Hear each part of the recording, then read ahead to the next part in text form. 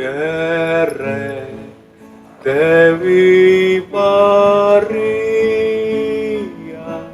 tentu gekang mana boten yen kuwatosa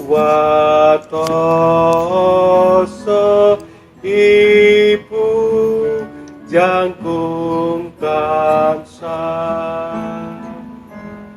Kanjeng Ratu ing swarga ampuh sumara samyo Sang Dewi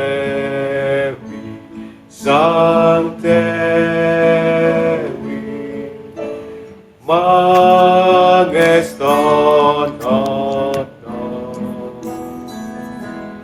Sang Dewi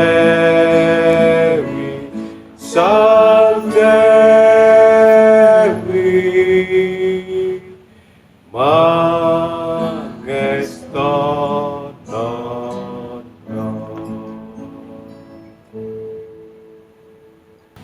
Selamat malam Sobat Gerak, kita ketemu lagi dalam Katekese Online edisi 10 Ngopi, Ngobrol Pendalaman Iman bersama Romo Andreas Yudi Wiadi Okram. Ngopi edisi ke-10 kali ini adalah edisi yang spesial. Kenapa? Karena kali ini kami akan mengundang bekerja sama dengan PDO MPKK, di mana semua pertanyaan-pertanyaan dalam edisi ini merupakan pertanyaan-pertanyaan dari rekan-rekan PDO MPKK. Selamat malam Romo, apa kabar? Selamat malam Jo, kabar baik, luar biasa. Oke, ada yang mau disampaikan Romo? Ya, saya senang sekali hari ini. Biasanya kita hanya berdua. Sekarang ada teman baru kita, Mas Hengki, tentu akan menjadi lebih akrab, lebih semarak, dan semoga ini juga menjadi suasana baru yang menyegarkan. Selamat malam Hengki dari PDO MPKK ya. Nanti kita akan kenalan lagi. Tapi sebelum memulai, kita akan mulai doa pembukaan dulu. Romo silakan. Mari semua saja kita masuk dalam doa. Dalam nama Bapa dan Putra dan Roh Kudus. Amin. Ya Tuhan Yesus yang Maha Kasih, kami bersyukur atas kasih karunia-Mu. Sampai saat ini kami dalam keadaan baik, dalam keadaan bahagia, sukacita, dan dalam keadaan sehat walafiat. Kami bersyukur atas pemberian-Mu, Bunda Maria bagi kami, sehingga kami sungguh-sungguh merasa ditemani, dilindungi, dan juga disegarkan dengan teladan Bunda Maria. Dalam pertemuan kami ini, kami bersama rekan-rekan muda ingin berbincang-bincang tentang sabda-Mu, tentang ajaran gereja-Mu. Semoga apa yang kami lakukan ini sungguh bermanfaat bagi banyak orang demi Kristus Tuhan dan pengantara kami. Amin. Dalam nama Bapa dan Putra dan Roh Kudus. Amin. Terima kasih Romo. Ya. Oke, Sobat Gerak, sebelum memulai ngobrol-ngobrolnya sama Romo dan sama Hengki juga, saya ingin mengingatkan jangan lupa follow Instagram @gerak.mbk dan subscribe di YouTube Gerak MBK. Oke, Hengki, apa sih kepanjangan dari PDO MPKK sama kegiatan-kegiatannya apa aja sih? Oke, thank you untuk pertanyaannya. Jadi PDO MPKK itu singkatan dari Persekutuan Doa Orang Muda Karismatik Katolik. Jadi di sini kita mengadakan persekutuan doa tiap hari Senin dan juga ada event tahunan SHDR ataupun RHDR. Oke, SHDR atau RHDR itu apa sih, bisa dijelaskan? SHDR atau RHDR itu Seminar Hidup dalam Roh Kudus dan juga Retreat Hidup dalam Roh Kudus. Nah, selama periode corona ini kan semuanya work from home, school from home. Di PDO MPKK ini ada kegiatan nggak sih yang online? Iya, jadi PD Senin kita yang biasanya di ruang PD itu setiap Senin kita jadikan di Zoom. Jadi kita live tiap Senin by Zoom. Nah, mungkin kalau ada teman-teman di Gerak MPK ini yang pengen gabung sama PDO MPKK, bisa cari kemana sih? Jadi kita ada Instagram yang update terus, bisa di follow PDO_MPKK_MBK. Oke. Romo, dari rekan-rekan PDO MPKK ada pertanyaan yang masuk. Bagaimana pendapat Romo mengenai persekutuan doa karismatik Katolik? Ya, sebagai persekutuan masuk kategorial, ya pendapat saya persekutuan ini sangat bagus.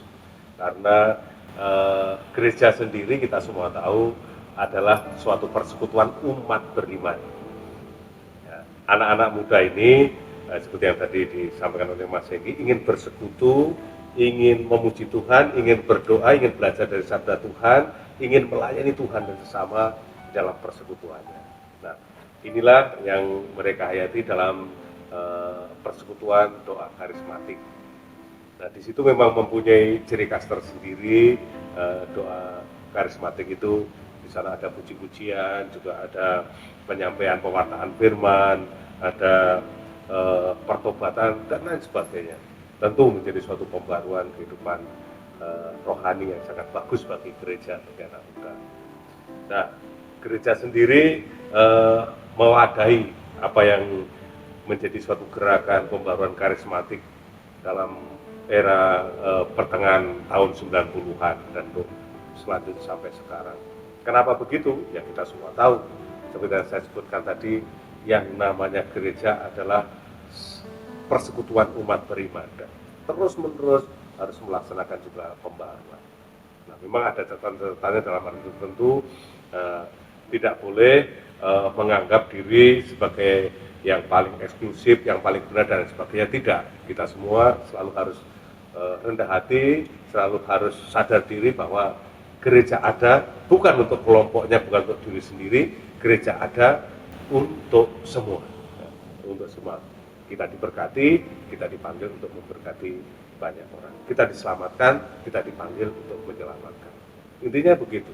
Ketika kita jatuh pada kesombongan pribadi, apapun itu persekutuannya, tidak hanya karismatik, tapi persekutuan-persekutuan lain juga, itu sudah harus diingatkan. Kita tetap harus sadar diri atas panggilan Tuhan, semuanya sebagai murid-murid Tuhan. Kita tahu satu sama lain sebagai anggota tubuh mistik Kristus. Ada yang sebagai mata, ada yang sebagai tangan, ada yang sebagai mulut, semuanya melengkapi anggota tubuh mistik Kristus itu. Karena itu kalau ada yang mengatakan saya ingin masuk persekutuan doa karismatik supaya saya bisa belajar bahasa roh atau bisa pandai belajar bahasa roh, itu harus diingatkan juga, karena itu suatu anugerah, tidak semata-mata yang harus dikejar. Bahwa nanti ketika terlibat itu bisa, itu menjadi suatu anugerah yang harus disyukuri, tapi bukan untuk disombongkan. Semakin rendah hati, semakin melayani, semakin memuliakan Tuhan, bukan justru semakin bermegah diri. Kira itu yang menjadi pendapat saya tentang sedikit tentang karismatik, dan Mas Hengki tentu juga mengalami dan selama ini mendapat pendampingan karena juga ada Romo Pembimbing rohaninya, masih juga selalu ada pengembalaan di sini. Baik, terima kasih atas pandangan Romo, dan karena kali ini PPTKK berkolaborasi dengan PDO PKK, maka nanti selanjutnya akan dari Hengki yang akan menyampaikan pertanyaan-pertanyaannya. Silakan Hengki. Oke, terima kasih untuk kesempatan dari PPTK atas kolaborasinya di edisi yang ke-10 ini. Beberapa pertanyaan sudah dikumpulkan dari Instagram kami dan juga dari orang umat-umat di PKK. Dan pertanyaan yang pertama, ini menarik loh. Antara membaca Alkitab dan mendengar pembacaan Alkitab, apakah manfaat pertumbuhan imannya sama? Ya. Baik, Mas Hengki, ya, pertanyaan sangat bagus. Saya harus menjelaskan cukup detail ya tentang hal ini, karena ini menurut saya sangat penting sebagai suatu pendasaran kehidupan rohani kita, apapun itu. Ya, kita sebagai yang masuk dalam doa karismatik atau dalam komunitas lain atau dalam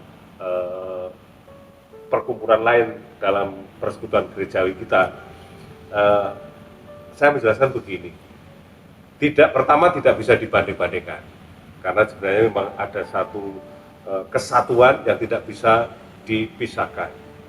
Kalau ingin hidup rohani kita bagus, berdasarkan penghayatan dari sabda Tuhan. Nah, intinya begitu. Nah, terus bagaimana Romo? Ya, tadi dari Mas Hengki mengutarakan tentang pembacaan sabda Tuhan atau lebih baik mendengarkan sabda Tuhan. Dua-duanya sangat penting, saling melengkapi, bahkan harus direnungkan dan pada akhirnya dilaksanakan. Saya jelaskan satu persatu. Nah, Alkitab sendiri mengajarkan ini semua. Kenapa saya harus mengatakan begitu? Karena jangan sampai lupa akan ajaran Alkitab untuk selanjutnya dalam keseluruhannya. Nah, mendengarkan sabda Tuhan seperti yang diajarkan oleh Paulus sendiri, dikatakan di sana, iman berasal dari pendengaran. Kalau kita tidak pernah mendengarkan Yesus yang turun ke dunia, tidak ada yang mewartakan, misalnya sebagai orang yang hidup tersendiri di suatu pulau seperti Tarzan itu dalam film, tetapi nggak pernah mendengarkan tentang Yesus, ya tidak akan pernah mengerti dan percaya kepada Yesus. Tapi ketika kita mendengarkan, ketika kita mengerti, mulai ada keterbukaan. Nah, disitulah pentingnya pewartaan. Disitulah pentingnya pekabaran Injil. Nah, ini menjadi suatu sarana juga. Saya sering katakan katekese online ini bukan hanya sebagai bincang-bincang yang tanpa arti, sebagai suatu bincang-bincang yang tidak ada tujuan, tidak. Kita berbincang-bincang kelihatannya sederhana, tetapi menjadi suatu sarana untuk menyampaikan kabar gembira Yesus yang adalah terang serta juru selamat dunia. Gitu ya. Dari pendengaran penting. Membaca, kita semua tahu. Bahkan ketika saya dulu di seminari, pembimbing saya itu sungguh-sungguh strict, dalam arti ketat dan keras. Kamu dalam buku rohanimu, tolong kamu baca, kamu tulis, kamu renungkan. Jadi dalam buku itu kami sekaligus menulis apa yang menjadi sabda Tuhan yang sudah ada itu ditulis lagi. Waktu itu, lah ini kan sudah di depan saya sudah ada Alkitab, tapi kenapa harus saya tulis? Beliau, pemimpin rohani saya itu mengatakan, kamu jangan langsung membantah, laksanakan dulu. Ini kan kita kan tidak tahu yang selama ini ya sudah merasa di depan tinggal baca, sudah ada yang kita dengarkan, apalagi dengan zaman digital, zaman internet seperti ini kan sangat mudah. Itu semua menjadi sangat instan dan sangat cepat, sangat mudah. Sehingga kalau tidak hati-hati, orang sekarang bisa menjadi menjadi instan itu tadi, tidak mau repot. Padahal sebenarnya kalau orang mau menulis di situ, belajar untuk sekaligus mengingat dan meresapkan. Meresapkan itu dalam arti juga merenungkan, mendalami sambil mencecap-cecap. Kalau istilah dari Lexio Divina itu meditatio, gambarannya seperti kalau di peternakan, kalau mempunyai sapi atau mempunyai kambing, lihat aja, sapi yang sudah makan, dia kan sambil duduk atau tidur itu, dia kan lagi mengunyah-ngunyah itu. Ya, jadi mulutnya itu bergerak terus, jadi mengeluarkan lagi apa yang ada setelah dia makan tadi, dia keluarkan supaya halus, supaya halus, langsung nanti masuk ke perutnya untuk diolah menjadi energi baru. Nah itu sama dengan meditasi kita olah, kita merenungkan, kita dalami, kita cerminkan dengan pengalaman hidup kita sehari-hari. Kalau di sana sudah mulai kita sadari, oh kasih Tuhan, oh penyertaan Tuhan, oh ini rencana Tuhan dan sebagainya, kita semakin tahu. Apalagi selanjutnya lakukan itu. Karena pada saatnya seperti yang kita juga ikuti dalam Ekaristi kan, imam kan mengatakan setelah berkat itu, berkat Allah sudah selesai Ekaristi ini, pergilah dan wartakanlah cinta kasih Tuhan. Umat menjawab apa? Amin. Dan amin itu setuju pastor, setuju imam, kami akan melaksanakan sabda Tuhan. Laksanakan dalam prakteknya. Kalau enggak, nanti akan menjadi suatu pertanyaan, iman tanpa perbuatan pada hakikatnya akan mati, seperti yang dikatakan oleh Rasul Yakobus. Nah ini sebenarnya bisa saya jelaskan panjang lebar, tapi karena waktunya terbatas, saya kira Hengki saya menjelaskan sampai situ dulu. Ya. dijawab pertanyaannya. Jadi sebenarnya kita tidak cuma membaca, tidak cuma mendengar, tapi merenungkan dan melaksanakan. Terus ada satu pertanyaan, nah, bagaimana kita tahu bahwa pilihan hidup yang kita pilih itu sesuai dengan Tuhan? Nah, ini jadi penting kita juga mengingat apa yang dilakukan oleh Yesus yang kita ikuti. Yesus ketika dibaptis, pada saatnya kita tahu dia berpuasa. Puasanya tidak hanya 1 hari, 2 hari, dalam Alkitab dikatakan berapa? 40 hari. Ini menjadi suatu saat asketis, saat dia masuk di dalam dirinya, di dalam hadirat Allah Bapa, dan kesadaran itu tumbuh akhirnya di sana. Nah, kita tahu memang setelah 40 hari 40 malam berpuasa akan dibawa oleh Roh ke suatu gunung. Bahkan di sana ada semacam ujian, ada pencobaan oleh Roh Jahat. Hidup kita juga seperti itu. Kita semua tahu dari Yesus sendiri juga dicobai. Bahkan dalam arti itu digoda untuk dijatuhkan. Nah, bagaimana kita bisa mengerti itu? Yesus tahu dengan sendirinya, dengan senyatanya, kalau kita ingin bahwa hidup kita ini seturut kehendak Allah atau bukan, mari kita masuk dalam ruang doa di hadirat Tuhan juga. Penting itu, di situ kita masuk dalam keheningan, masuk dalam doa kita. Saya katakan penting karena dunia modern sekarang ini dunia yang penuh kebisingan, dunia yang penuh dalam arti sudah tercemari dengan banyak hal, sehingga kalau tidak bising rasanya menjadi sangat aneh, menjadi sangat sulit masuk rumah dan sebagainya. Ya, kita kan sudah akrab dengan telinga kita yang sudah ditempeli oleh dua ya. Nah, itu hati-hati, kita semua bisa menjadi tidak peka lagi terhadap kehadiran dan kehendak Tuhan. Yang kedua, laksanakan yang namanya penegasan rohani atau discernment. Itu suatu hal yang sangat biasa, apalagi ketika mengikuti SHDR, pembaruan hidup, di sana akan dibahas pasti. Karena Roh Allah, Roh Kudus itu bekerja pada manusia, pada kita semua. Salah satu hal untuk melihat bahwa yang saya lakukan ini dibimbing oleh Roh sesuai dengan kehendak Allah adalah dari buah apa yang kita lakukan. Dari buahnya kita bisa melihat perbuatan kita. Kalau buahnya itu membuat orang menjadi sedih, menjadi marah, menjadi terluka, bisa dipastikan itu bukan dari Roh Kudus. Misalnya kata-kata kita, kata-kata yang culas, kata-kata kita, kata-kata yang mengumpat, kata-kata kita, kata-kata yang menghina. Bagaimana itu bisa dikatakan dari Roh Kudus? Jelas dari Roh Kudus, bukan dari Roh Kudus. Ya, jadi dari buahnya kita bisa melihat bahwa itu dari kehendak Allah, sesuai kehendak Allah, itu dari Roh Kudus. Jadi beberapa hal yang ingin saya sampaikan seperti itu, supaya apa? Supaya kita tetap yakin bahwa kalau kita hidup dalam kebenaran, kebaikan, dan dalam cita kasih, pasti buahnya juga buah-buah kasih. Ya, gitu aja. Terima kasih, ini sangat memberkati sekali, Ya. sangat dalam.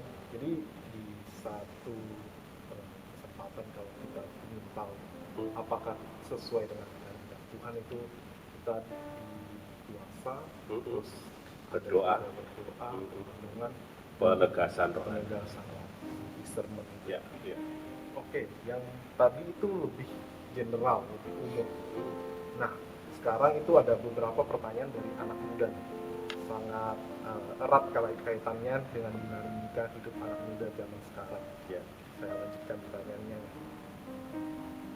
Jadi pertanyaan berikutnya, bagaimana untuk ikhlas dalam percintaan? Dalam percintaan ini mungkin dalam konteks mungkin pacaran, ya, masih dalam konteks itu ya. Tentu saja kita sebagai murid Kristus kan mempunyai dasar yang sangat jelas. Cintailah Tuhan Allahmu dengan segenap hatimu, dengan segenap jiwamu, dengan segenap kekuatanmu, dengan segenap akal budimu. Ya, ini harus menjadi dasar kita. Kalau kita mempunyai cinta kepada Tuhan, hidup kita juga nanti cinta kepada sesama seperti mencintai diri sendiri, ada suatu korelasinya.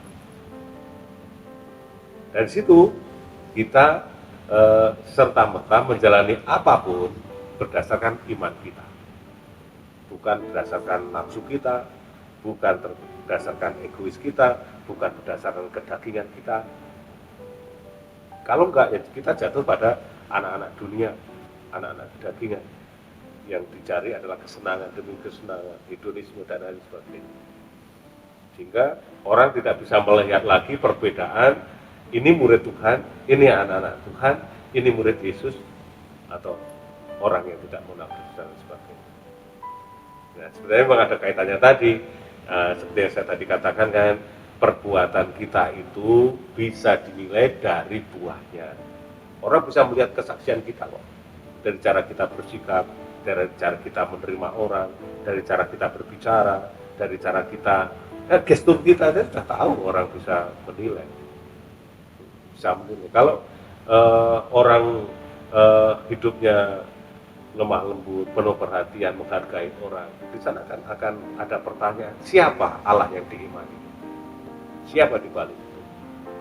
Oleh karenanya nanti ketika dia juga pacaran pun, dia juga akan terlihat orang ini bertanggung jawab, ada imannya, bukan hanya untuk kesenangan diri sendiri. Pernah saya juga ditanya, saya ingat ada pertanyaan, Romo kalau pacaran di Katolik itu boleh nggak Romo berciuman? Wah, nah, apa itu yang dimaksud pacaran? Gitu.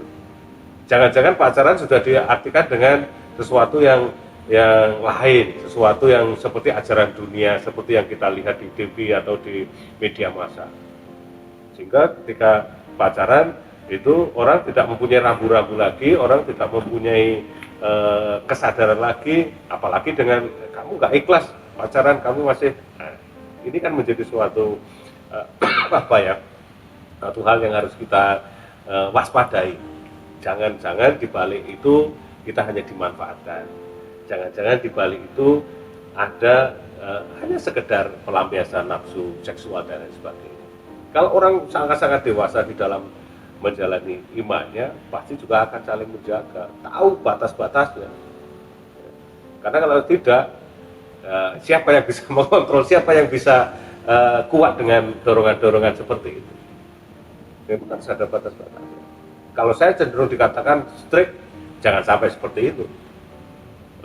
Romo bisa kok mengatakan gitu, itu kuno, Romo itu zaman dulu, zaman Romo, zaman masih muda. Iya, tetapi saya hanya mengatakan hati-hati. Itu tidak mudah. Dorongan kedagingan kita itu bisa besar.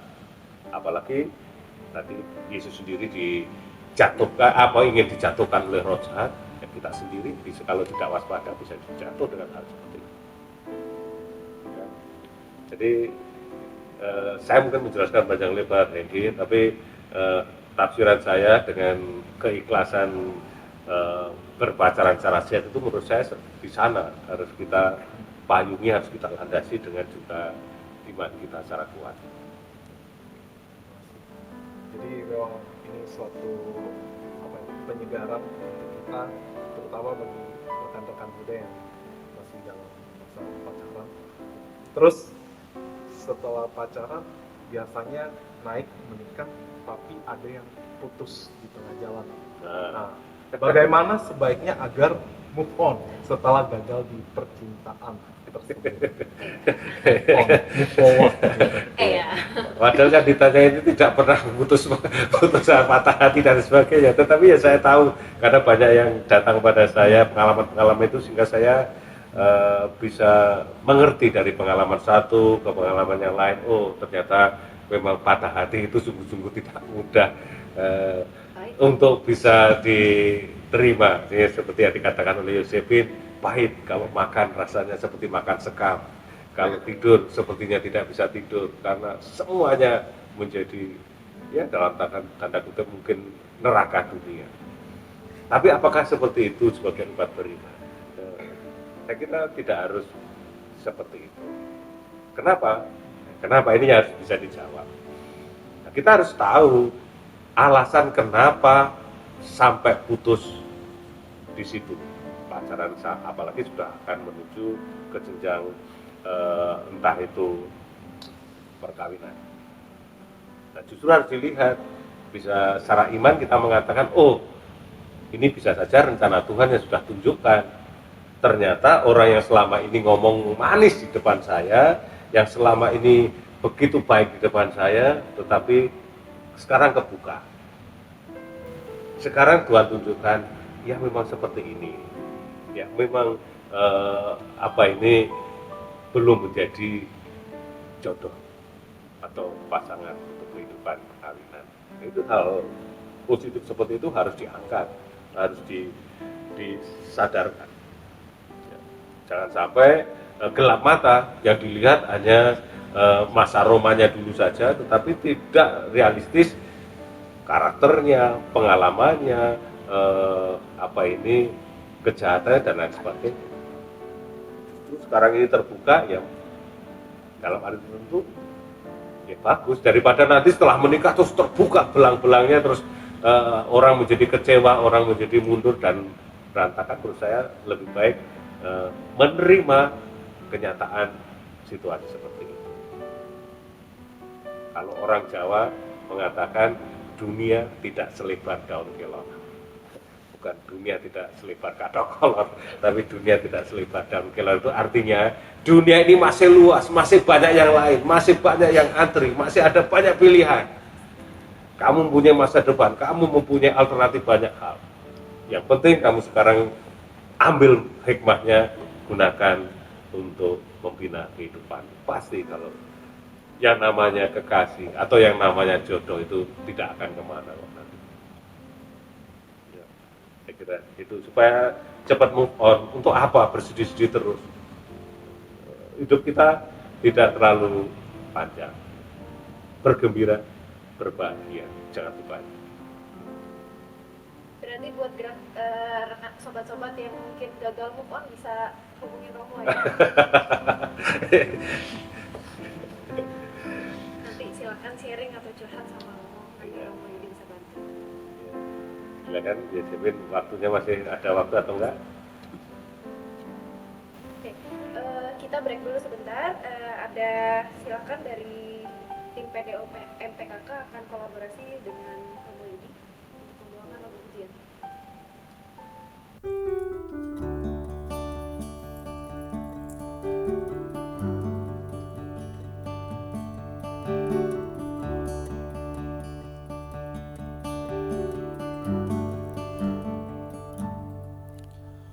Firman-Mu pelita bagiku, terang bagi jalanku. Ku berpegang pada janji-Mu,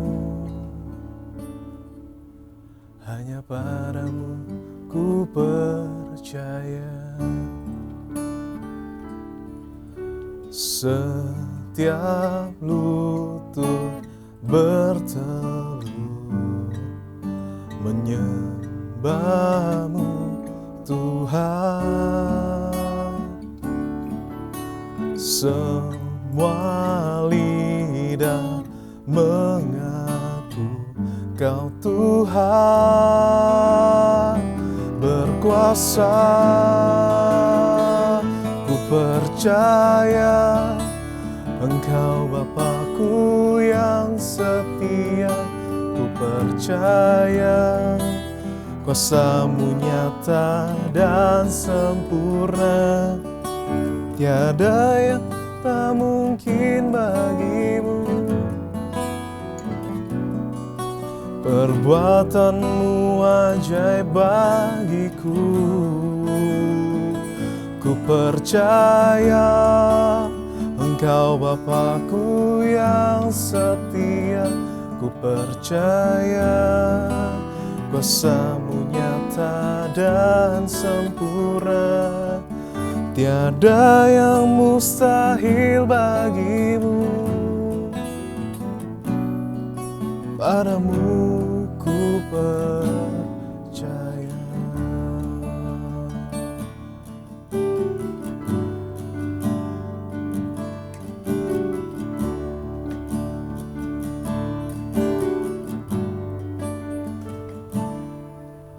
Firman-Mu pelita bagiku, terang bagi jalanku. Ku berpegang pada janji-Mu, hanya padamu ku percaya. Setiap lutut bertelut menyembah-Mu Tuhan. Semua lidah mengaku Kau Tuhan berkuasa. Ku percaya Engkau Bapa-Ku yang setia. Ku percaya kuasa-Mu nyata dan sempurna. Tiada yang tak mungkin bagi-Mu. Perbuatan-Mu ajaib bagiku. Ku percaya Engkau Bapa-Ku yang setia. Ku percaya kuasa-Mu nyata dan sempurna. Tiada yang mustahil bagi-Mu. Padamu ku percaya. Ku percaya Engkau Bapa-Ku yang setia. Ku percaya kuasa-Mu nyata dan sempurna. Tiada yang tak mungkin bagi-Mu. Perbuatan-Mu ajaib bagiku. Ku percaya Engkau Bapa-Ku yang setia. Ku percaya kuasa-Mu nyata dan sempurna. Tiada yang mustahil bagi-Mu. Tiada yang mustahil bagi-Mu. Tiada yang mustahil bagi-Mu. Padamu ku percaya.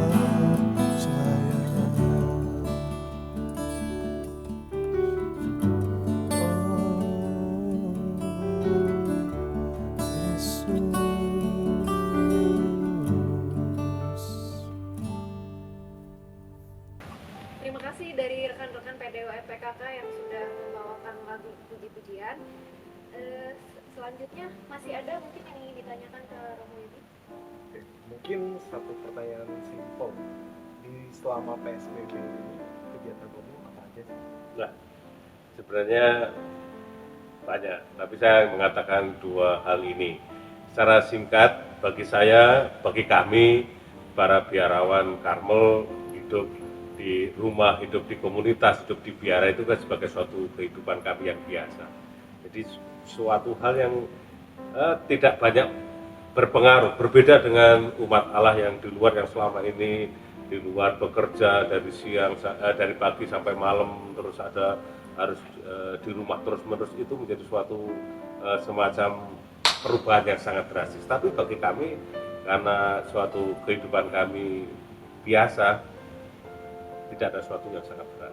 Jadi kesempatan justru juga banyak kami gunakan untuk bersama di komunitas, untuk berdoa juga untuk mengembangkan talenta kami masing-masing. Seperti Romo Badus itu mencipta lagu, menyanyi, seperti Romo Alfon itu banyak kursus. Saya juga sedikit-sedikit juga belajar ikut kursus bahasa Inggris dan sebagainya. Itu semua adalah saat pengembangan. Tujuannya apa? Selain pengembangan diri, ya untuk pengembangan pelayanan bagi umat Allah. Saya kira itu. Jadi pertanyaan-pertanyaan tentu saja saya tahu masih banyak dan sangat menarik. Saya harapkan bisa diikuti oleh umat Allah, terutama rekan-rekan muda untuk edisi yang akan datang. Itu Josephine dan Hengki. Baik, terima kasih Romo dan Hengki. Apakah mungkin ada yang ingin disampaikan lagi? Ya, saya kira cukup karena itu harapan yang tadi saya sampaikan. Sekarang mari kami bawakan. Dari PDO PKK ada yang ingin disampaikan ke Sobat Gerak? Selamat malam, Sobat Gerak. Selamat pagi juga, sore, dan juga selamat siang. Ya. Jadi terima kasih untuk undangannya pada edisi 10 ini. Mungkin kalau ada kesempatan kita bisa berkolaborasi kembali di edisi di acara ngopi. Ya, terima kasih Hengki. Baik, mengingatkan kembali dua program Panitia Penggerak Tahun Keadilan dan Keluarga Paroki Tombang. Yang pertama adalah Celengan Yesus Tunawisma dan yang kedua adalah program Tanggap Darurat Gerakan Bela Rasa COVID-19. Katekese online hadir setiap Rabu jam 7 malam di channel YouTube Gerak MBK. Bagi yang memiliki pertanyaan seputar iman Katolik dan Gereja Katolik, bisa DM Instagram @gerak.mbk atau melalui WhatsApp yang nomornya akan dicantum di bawah ini. Oke, Romo, kita sudahi hari ini. Silakan. Ya, kita doa dulu. Mari, setelah itu nanti saya akan membawakan satu lagu rohani. Kita berdoa. Dalam nama Bapa dan Putra dan Roh Kudus. Amin. Kembali kami mengucap syukur kepadamu ya Tuhan atas rahmat dan kasih-Mu. Kau anugerahkan kepada kami waktu yang sangat indah bersama-sama dalam acara ngopi. Dalam acara ini kami telah berbincang-bincang tentang persoalan iman umat-Mu untuk kami bahas, untuk kami jawab.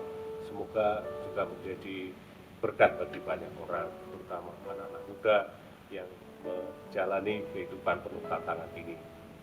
Berkatilah mereka, tuntutlah mereka akan tetap di jalan-Mu dan tetap menjadi saksi kasih-Mu. Dan sebentar lagi kami akan mengakhiri acara kami. Semoga Engkau tetap memberkati kami semua pada saatnya nanti. Kami pulang dan istirahat dalam istirahat malam dengan istirahat yang nyenyak dan esok hari dapat bangun dengan suasana segar kembali. Demi Kristus Tuhan dan pengantara kami. Amin. Berkat Allah untuk kita semua, dalam nama Bapa dan Putra dan Roh Kudus. Amin. Oke, terima kasih dan saya akan menyanyikan satu lagu Sajeke Derek Gusti Yesus.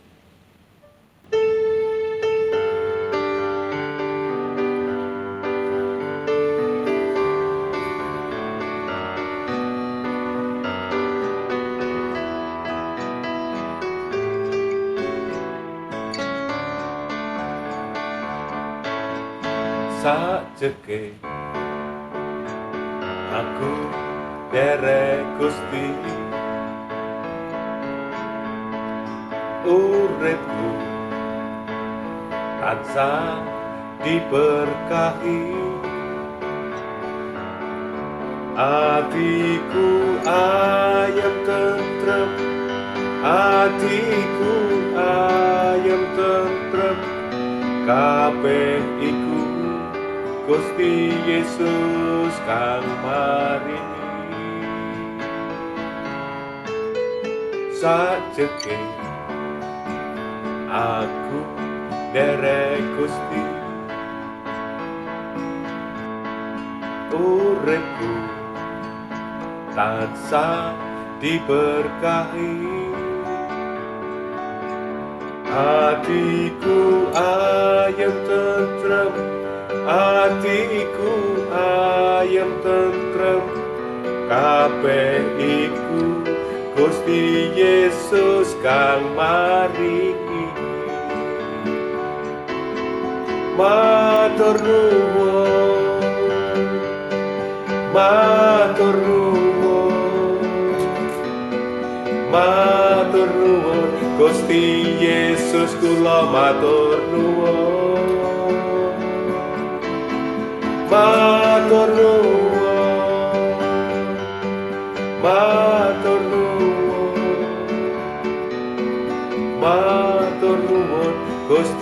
Yesus kula matur nuwun. Matur nuwun. Terima kasih. Sampai ketemu Thank minggu you. depan.